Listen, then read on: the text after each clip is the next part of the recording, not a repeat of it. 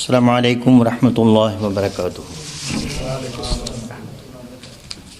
الحمد للہ وکفی وسلام علی عبادہ الذین اصطفی، اما بعد فاعوذ باللہ من الشیطان الرجیم، بسم اللہ الرحمن الرحیم۔ الا ان اولیاء اللہ لا خوف علیہم ولا هم یحزنون۔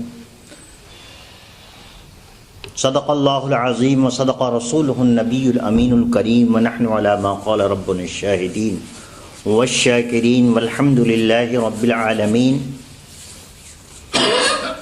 کیا نورانی صورت ہے آئینے کو حیرت ہے، کیا نورانی صورت ہے آئینے کو حیرت ہے، بلبل میں ان کا نغمہ گل میں ان کی نزہت ہے، اہل زمین میں ذکر ان کا اہل عرش میں مدحت ہے، سورج پلٹے چاند چرے کیا کیا ان کی قدرت ہے، سورج پلٹے چاند چرے کیا کیا ان کی قدرت ہے، نعت پاک لیے دامن میں، نعت پاک لیے دامن میں قرآن کی ہر صورت ہے، قرآن کی ہر صورت ہے۔ آؤ فقیرو اس در پر، آؤ فقیرو اس در پر، پھر ہر غم سے فرصت ہے، آؤ فقیرو اس در پر، پھر ہر غم سے فرصت ہے، ان کے غلاموں کو ہر جا، ان کے غلاموں کو ہر جا فکر و غم سے راحت ہے، دشمن دوست سبھی آسودہ، خان نبی پر دعوت ہے، خان نبی پر دعوت ہے، ان پر مرنے والوں کی، ان پر مرنے والوں کی زندہ زندہ تربت ہے، ان پر مرنے والوں کی زندہ زندہ تربت ہے، اس میں محمد کا مداح بدر بڑا خوش قسمت ہے، الحمدللہ۔ ان پر مرنے والوں کی زندہ روشن تربت ہے، سیدنا امام علی مقام حضرت امام حسین رضی اللہ تعالی عنہ میرے آقا صلی اللہ علیہ وسلم کے جگر گوشے اور سیدنا آقا اور مولا صلی اللہ تعالی علیہ وسلم کے نوازے ہوئے، حضرت علی شیر خدا کے شہزادے فاطمۃ الزہرا خاتون جنت کے دلبر اور جگر گوشے، شہیدان کربلا کے امام اور جنت کے جوانوں کے سردار سیدنا امام علی مقام رضی اللہ تعالی عنہ کا ماہ مبارک یعنی اسلامی سال کا پہلا مہینہ محرم الحرام شروع ہو چکا ہے، پہلا عشرہ گزر رہا ہے۔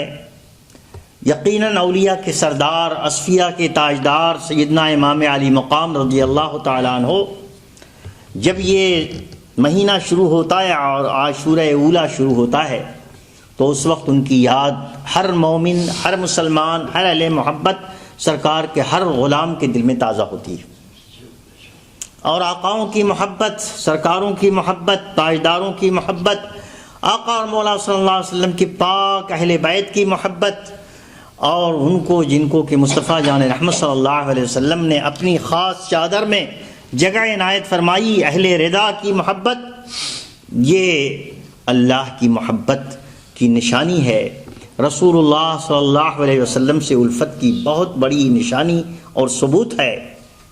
سارے اولیاء اللہ، دنیا بھر کے سارے عارفین، صالحین اور پیارے مصطفیٰ کے سارے غلام جن کو کچھ بھی روحانی کمال ملا وہ سب ان آقاؤں کا صدقہ ہے، سب ان آقاؤں کا صدقہ ہے۔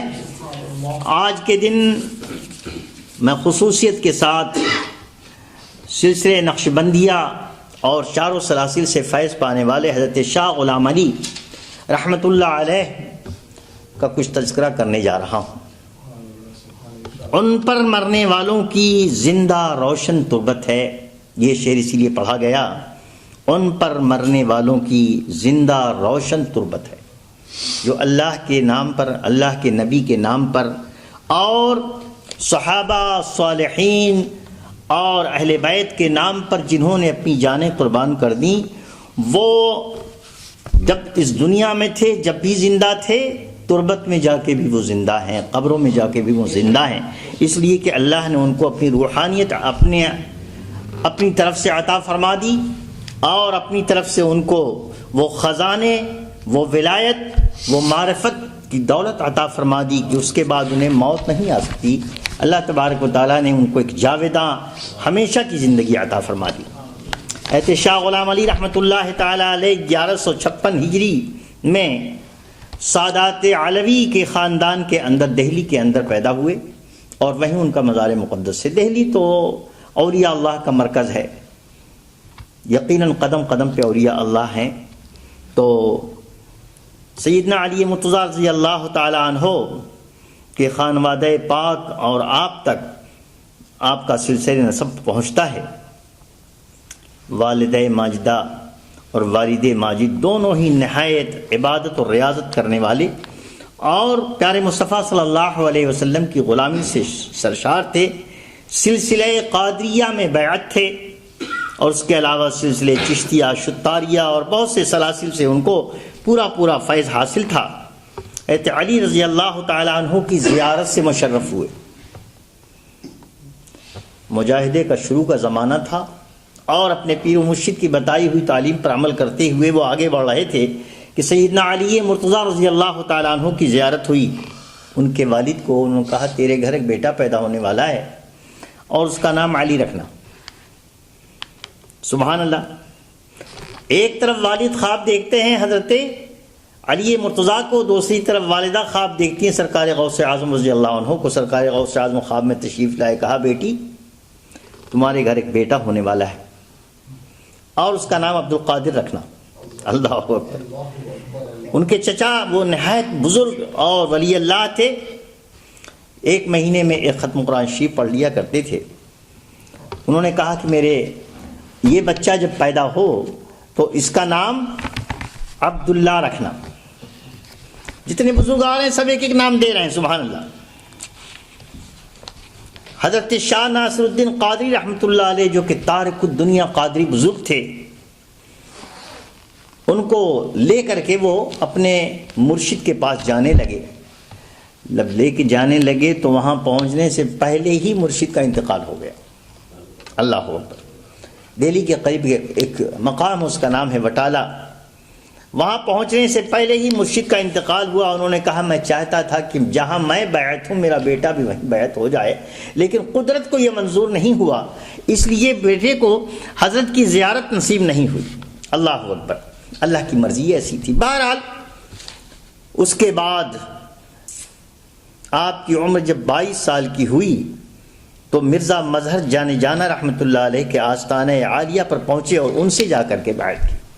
اپنے زمانے کے بہت بڑے عارف، بہت بڑے عالم اور بہت بڑے قطب ہیں حضرت مرزا مظہر جانے جانا رحمۃ اللہ علیہ۔ جو وہاں بیعت ہونے کے لیے گئے تو انہوں نے کہا بیٹے میرے پاس کیا آئے ہو؟ میرا تو حال یہ ہے کہ میں بغیر نمک کے پتھر کھاتا ہوں، اور جو میرے پاس آتا ہے اس کو بھی وہی کھانا پڑتا ہے۔ اتنی سخت چیز کیسے کھاؤ گے؟ بغیر نمک کے پتھر میں کھاتا ہوں۔ اس کا مطلب میرے وہاں مجاہدہ بڑا سخت ہے، ریاضت بہت کرنی پڑے گی۔ تو یہاں کیا آئے ہو؟ یہاں تو بڑی مشقت ہے۔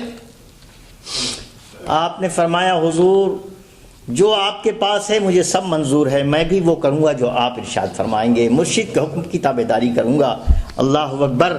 تو آپ نے فرمایا ٹھیک ہے، اگر عمل کے لیے تیار ہو تو انشاءاللہ تمہیں مبارک ہو، اللہ تبارک و تعالیٰ نے تمہارا حصہ میرے پاس بھی رکھا ہے۔ بیعت فرما لیا، اس کے بعد مجاہدے میں لگا دیا۔ سبحان اللہ۔ آپ کو آپ نے حکم دیا کہ جاؤ سب سے پہلے دین تعلیم حاصل کرو اور اس کے بعد آ جاؤ۔ تشریف لائے، ان کی صحبت اور ان کے خدمت گزاری کے جذبے کے ساتھ گویا ان کی خدمت پہ رہنے لگے۔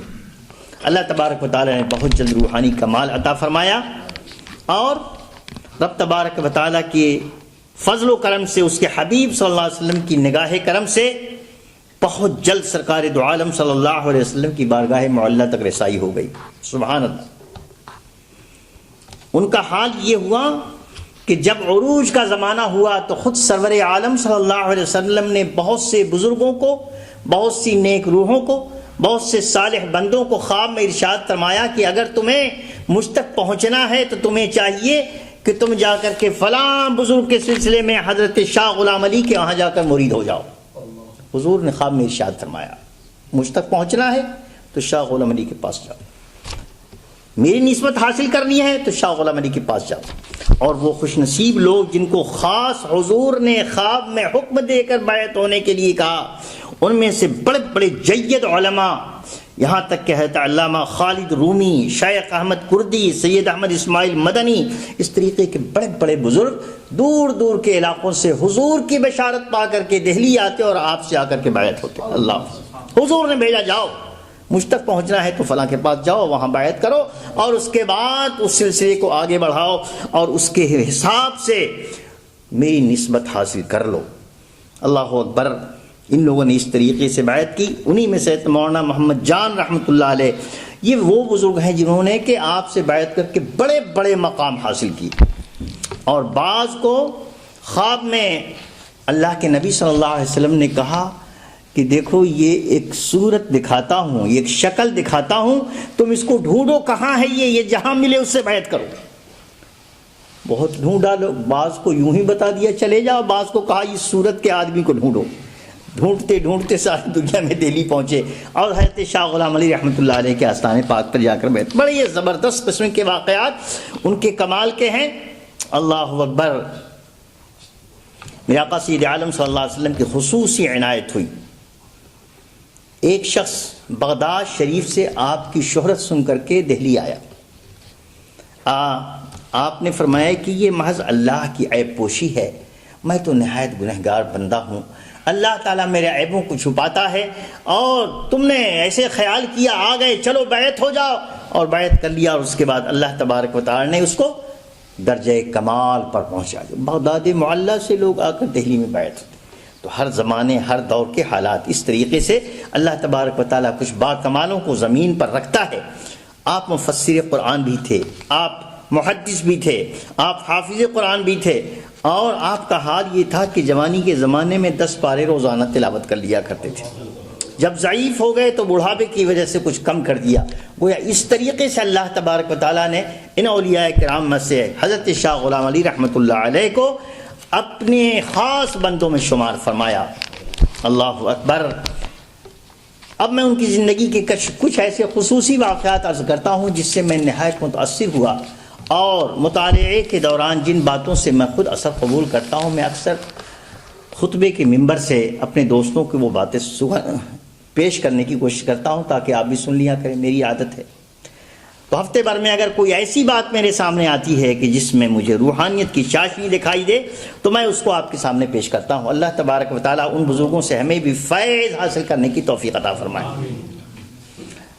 سخاوت کا یہ عالم تھا کہ جو کچھ آتا مصلے کے نیچے رکھ لیتے، اور بعض لوگ جانتے تھے کہ حضرت اتنے نیک، اتنے سیدھے، اتنے شریف ہیں کہ ان کی شرافت سے ناجائز فائدہ اٹھا کر حضرت کی غیر موجودگی میں ان کے مصلے کے نیچے سے نکال لیا کرتے تھے رقم۔ لوگ شکایت کرتے، حضور فلاں آدمی آیا تھا، آپ کے مصلے کے نیچے ہاتھ ڈالا اس نے اور اس نے کچھ نکال لیا۔ آپ نے فرمایا نہیں، تمہیں غلط فہمی ہوئی ہوگی، لوگوں کا عیب ایسے چھپا دے، تمہیں غلط فہمی ہوئی ہوگی، ایسا نہیں ہے۔ اللہ اکبر۔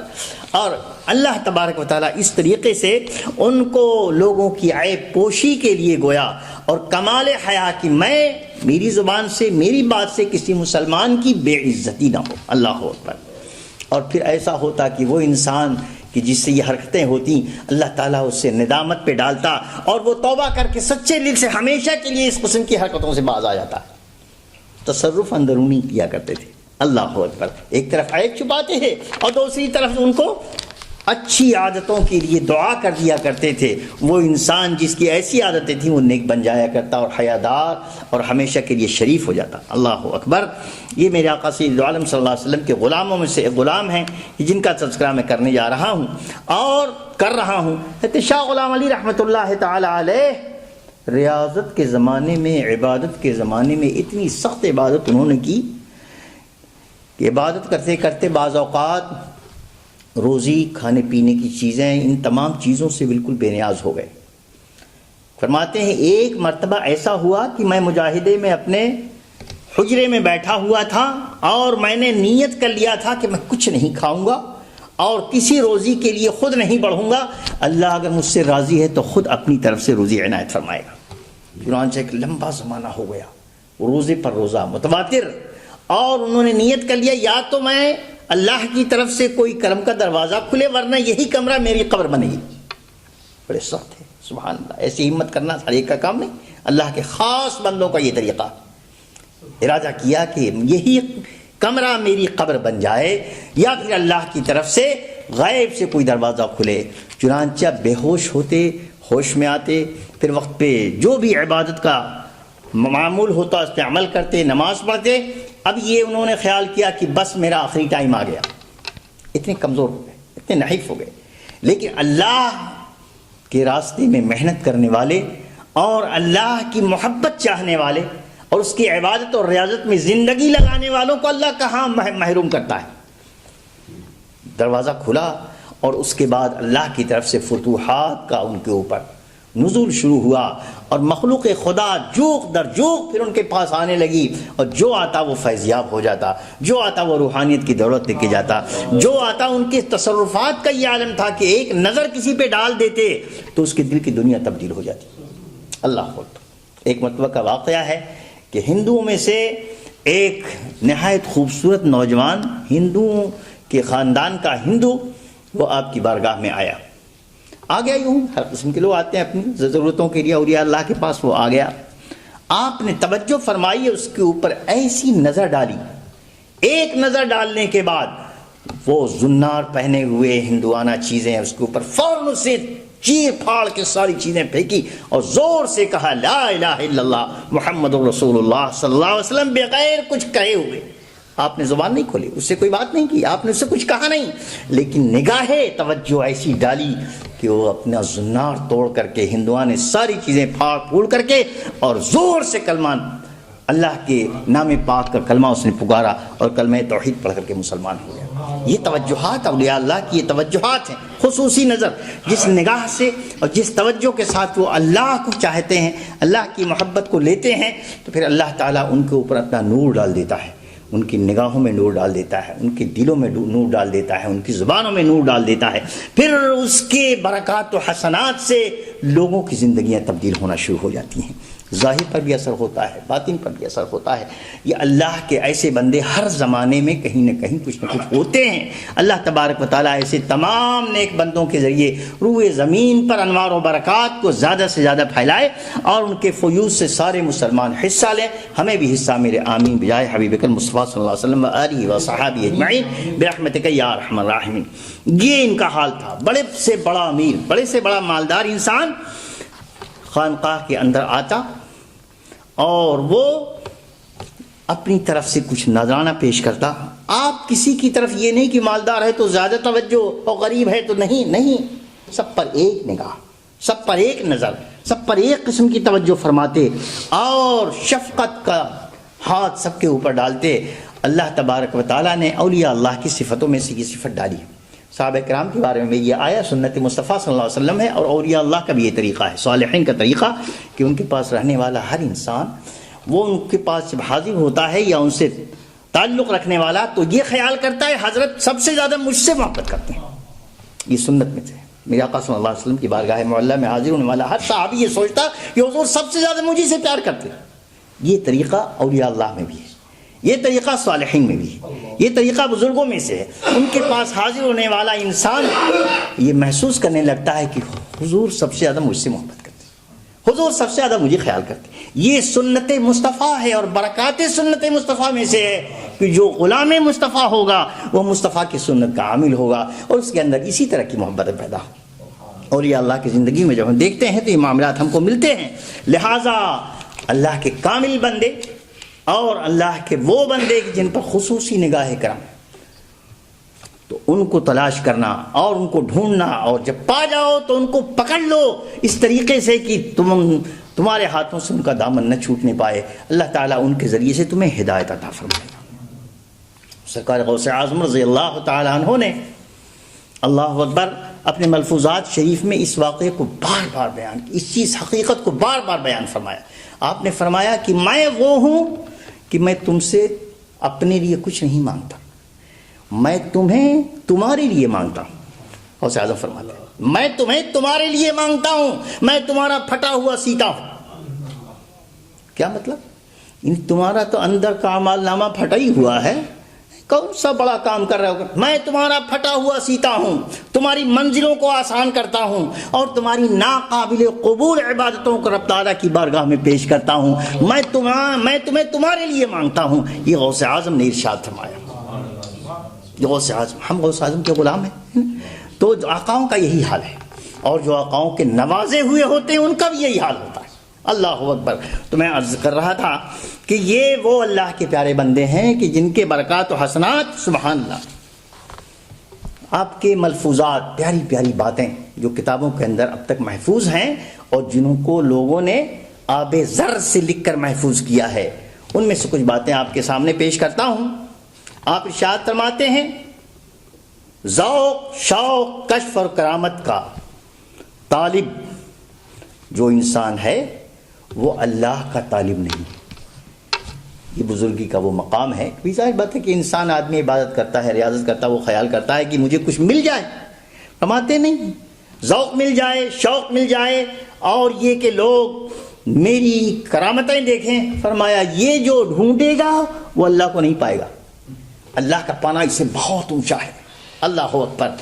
اور فرمایا کہ طالب کو ہر وقت اللہ کی طرف توجہ رکھنا چاہیے اور ہر گھڑی ہر ایک نیک کام میں اللہ کے انوار، اسرار، فیوز، برکات ان سب کے اندر تمیز کرنا چاہیے. تو وہ پھر انسان مرتبہ کمال کو پہنچتا ہے. اللہ تبارک و تعالی ہمیں بھی یہ توفیق عطا فرمائے. آپ نے فرمایا کہ قلب کی نسبت بڑے بڑے قطروں والے میہ کی سی ہے. آسمان سے کبھی کبھی ہوتی بارش تو بڑے بڑے قطرے گرتے ہیں نا، بڑے بڑے قطرے ٹپ ٹپ ٹپ. آپ نے ارشاد فرمایا کہ اے لوگو سنو، قلب کی مثال کیسی ہے؟ جیسے آسمان سے بڑے بڑے قطرے گرتے ہیں اور قطروں کی بارش ہوتی ہے، اور لطیفہ نفس کی نسبت بارش کی مانند ہے. انسان کے قلب کے اندر جب وہ کسی سلسلے کے اندر درجات سلوک کو طے کرتا ہے تو اس کے اندر کبھی رحمت کی بارش جب شروع ہوتی ہے لگتا ہے بالکل ہلکی ہلکی پھوار پڑ رہی ہے. یہ روح کے اوپر اللہ کے انوار کی بارش ہوتی ہے. اور یہ اللہ کی باتیں ہیں، اور جو لوگ اس راستے کو جانتے ہیں وہ اس حقیقت کو سمجھ سکتے ہیں. اللہ تبارک و تعالی ہمیں بھی ان حقائق سے اپنے دل کو منور کرنے کی توفیق عطا فرمائے. اللہ اکبر. فرماتے ہیں کہ نبی کریم صلی اللہ تعالی علیہ وسلم تو تمام کمالات اور ساری خوبیوں کے جامع تھے، اور حضور کا ہر ایک کمال خاص وقت، خاص زمانے اور خاص خاص انسانوں پر امت میں سے ظاہر ہوتا ہے. حضور تو ہمیشہ کے لیے نبی ہے نا، قیامت تک کوئی تھوڑی نبی ہونے والا. حضور خاتم النبیین، آخری پیغمبر. لیکن اولیاء اللہ کے ذریعے سے حضور کے خصوصیات کا ظہور اولیاء اللہ کے ذریعے سے ہر زمانے میں الگ الگ طریقے سے ہوتا ہے. اس کا انکشاف آپ نے فرمایا، اور فرمایا کہ اور سب کے رنگ ڈھنگ الگ ہیں. اللہ ہی کے نبی صلی اللہ علیہ وسلم اور ہمارے آقا صلی اللہ علیہ وسلم کے انوار و برکات ہیں جو کہ قادری سلسلے کے اندر، چشتی سلسلے کے اندر، سہروردی سلسلے کے اندر اور جتنے بھی سلسلے ہیں سب کے اندر ظاہر ہوتے ہیں. فرماتے ہیں کہ جیسے بھوکے رہنا، جہاد کرنا، یہ صحابہ کرام کے اوپر ظاہر ہوا. بھوکے رہنا، ان کے سوانوں کا آپ دیکھیں، صحابہ کرام کی زندگیاں بھوک سے، اور جہاد کا زیادہ حصہ ان میں آیا. اور فرمایا کہ اللہ کے نبی سید عالم صلی اللہ علیہ وسلم کے قلب مبارک کی برکتیں، ذوق، شوق، استغراق، آہ، نعرہ، اسرار توحید سیدنا جنید بغدادی کے ذریعے سے دنیا میں ظاہر ہوا. اولیاء کے سردار ہیں. اور اس طریقے سے، اور فرمایا وہ کمال جو نبی کریم صلی اللہ علیہ وسلم کے لطیفہ نفس میں تھا اس سے مراد باطنی نسبت ہے. تو اللہ اکبر وہ بھی ظاہر ہوا مصطفیٰ صلی اللہ علیہ وسلم کے اندر. حضرت مجدد الفسانی بہاؤالدین نقشبند رضی اللہ تعالیٰ عنہ اور تمام اولیاء اللہ، بزرگان دین، صالحین امت کے اندر یہ مصطفیٰ صلی اللہ علیہ وسلم کا ہر زمانے میں انوار و برکات کا یہ سلسلہ رہا. اللہ اکبر.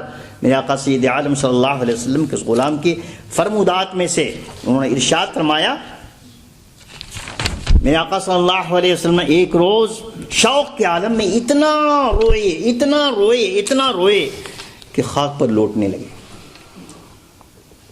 حضور کی محبت میں اپنے حجرے کے اندر جہاں عبادت کر رہے تھے حضور کی محبت اتنی غالب آئی کہ اس کی وجہ سے روتے روتے خاک پر لوٹنے لگے. خیال ہوا کہ یہ طریقہ تو کسی کے اندر ظاہر نہیں ہوا، مشائخ کے اندر، میرے اندر یہ کیفیت کیسے پیدا ہو گئی کہ میں زمین پر لوٹ رہا ہوں حضور کی محبت میں.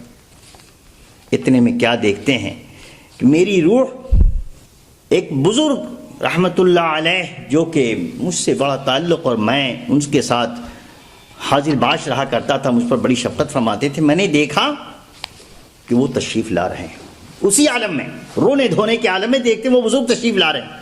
وہ کہتے ہیں اللہ کے نبی صلی اللہ علیہ وسلم تمہارا انتظار کر رہے ہیں. یہ مکاشفے کی حالت ہے. حضور کی محبت میں رو کر تڑپ رہے تھے اور اپنے اوپر ان کا گریہ و زاری تاری. تو اس عالم میں اپنے اوپر ان کو شرمندگی ہوئی کہ یہ جو میں کر رہا ہوں ایسا تو کسی بزرگ نے نہیں کیا.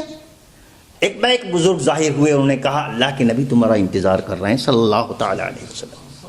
اللہ اکبر. فرماتے ہیں سرکار انتظار کر رہے ہیں. میں جلدی سے اٹھا اور اٹھ کر کے ان کے ساتھ آگے بڑھا تو دیکھا سید عالم صلی اللہ علیہ وسلم انتظار فرما رہے ہیں ہمیں. اللہ اکبر. آپ اٹھ کر کے میرے گلے ملے اور گلے ملنے کے بعد مجھے دیکھا تو میں نے پھر غور کیا تو دیکھا کہ وہ حضرت سیدنا میر کلال رضی اللہ عنہ، حضور پاک نہیں ہے، سیدنا میر کلال میرے مرشد ہیں اور سلسلے کے بزرگ ہیں، وہ کھڑے ہوئے ہیں. ملے تھے تو حضور پاک تھے اور تھوڑی دیر کے بعد کیفیت بدلی تھی سیدنا میر کلال رضی اللہ. یہ حالات اولیاء اللہ بزرگان دین کے ہیں. گویا سلسلے کے جتنے بزرگ ہوتے ہیں خود سے لے کر اپنے مرشد سے لے کے حضور پاک تک، ان میں ہر ایک اچھے مرید کی تائید کرتا ہے اور ان کے لیے دعائیں کرتا ہے اور ان کے اوپر روحانی پرتاؤ ڈالتا ہے. یہ بتانے کا مطلب ہے. اللہ اکبر. اور اس کے بعد یہ حدیث پاک کا مفہوم ہے، اس کو بھی سن لیں.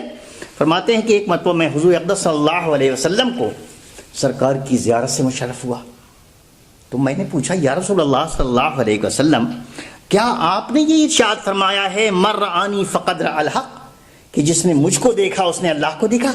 سرکار کی زیارت ہوئی کھلے بندوں، خواب کی بات نہیں، یوں ہی سرکار کی زیارت ہو رہی ہے. پوچھیں یا رسول اللہ کیا آپ نے یہ ارشاد فرمایا، یہ حدیث پاک آپ کی ہے مر رآنی فقد رأى الحق کہ جس نے مجھے دیکھا اس نے اللہ کو دیکھا؟